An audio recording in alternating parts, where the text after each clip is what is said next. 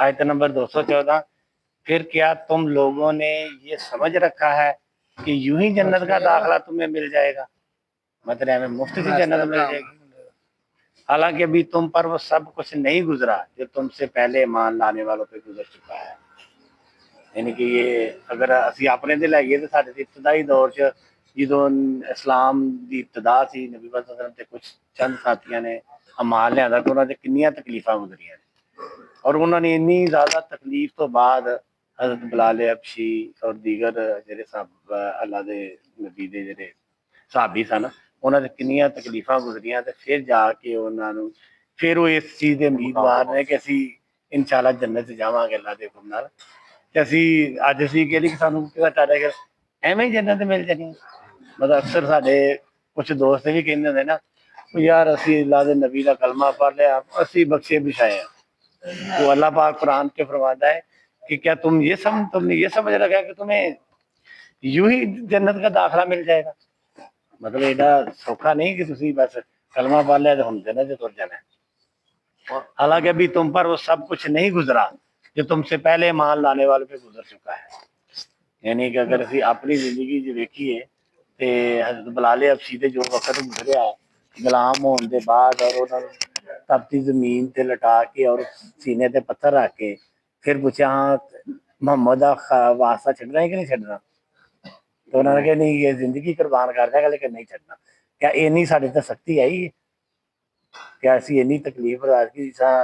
अपना जहाँ साहब ने एक वाकया बयान किया कि एक सहाबी रसूल हिजरत करवा के मदीना जान लगे, उन्होंने कहा कि नहीं भाई तू जाना है तो तेनू जान देने, माल नहीं जान देना। माल तू मक्के च कमाया, माल साडा है। तो सारा माल अपना टोटल जमा पूंजी जो भी कुछ है सारा छड़ के खाली हाथ वापस चले गए। इस वक्त तक अल्लाह ने, जिस अल्लाह की रात ने पहले मैनू माल अता किया, मैं उत्थे जावांगा, अल्लाह पाक फिर मैनू अता कर देगा। यानी कि दिल च तजब्जब नहीं आया कि मैं हूँ की करांगा यार, इन्ना पैसा तो मैं सारा इत्थे दे चलिया। इसलिए अल्लाह पाक ने,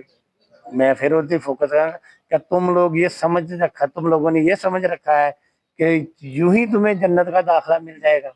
हालांकि अभी तुम पर वो सब कुछ नहीं गुजरा जो तुमसे पहले मान लाने पर गुजर चुका है। इन पर सख्तियां गुजरी, जिसका जिक्र हो चुका है, मुसीबतें आई, खुला मारे गए, हत्ता के वक़्त का रसूल और उसके साथी अहले ईमान चीख उठे कि अल्लाह की मदद कब आएगी। अगर ये साढ़े च इशारा आंदा कि जिवें गज़वात के बारे च जंगे बदर के मौके ते 313 ते 1000 साहबा वो भी मसला प्रॉपर असले नाल तैयारी च, ते ये जेहड़े ने जस्ट एक दे नाल असला भी पूरा नहीं, खान का भी साजो समान पूरा नहीं, फिर भी उन्होंने मतलब अल्लाह पे तवक्कल करके मैदान जंग च कूद पे और वक्ती मुश्किलात भी आईयां, दुआ भी की, अल्लाह के नबी ने भी दुआ की। जंगे खंदक दे विच मैं 700 सन साहबा कराम और दूसरे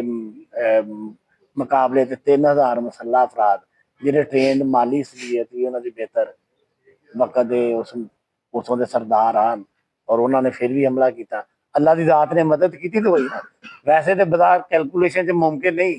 कि एक बंदे एक पास 700 ने, समान भी पूरा नहीं, जिहदे कोल ज़रा उहदे कोल तलवार नहीं, जिहदे कोल नेज़ा है, उहदे कोल बाकी सेफ्टी का समान नहीं है। यानी कि एक एक आधार फड़िया है तो अल्लाह के दीन की खातर मैदान च कूद पे और अल्लाह पाक ने फतह दी।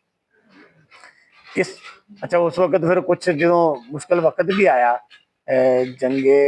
ओहद बहुत ज़्यादा साहबा कराम शहीद भी हो गए सन और हलचल मच गई और वक्ती तौर पर तकलीफ भी हुई, भी पता चलेगा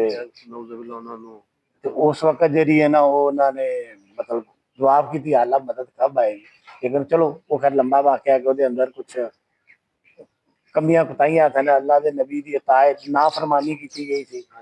जिसकी वजह तो फिर वक्ती तौर पर नुकसान भी होया और हजीमत भी उठानी पई मुसलमानों कि असी इन्ने साथी भी शहीद करवा ले और माली नुकसान भी अच्छा खासा होया।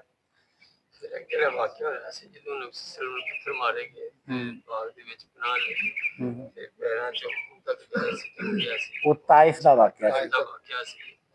वादी ताइफ से अल्लाह के नबी अपने अल्लाह की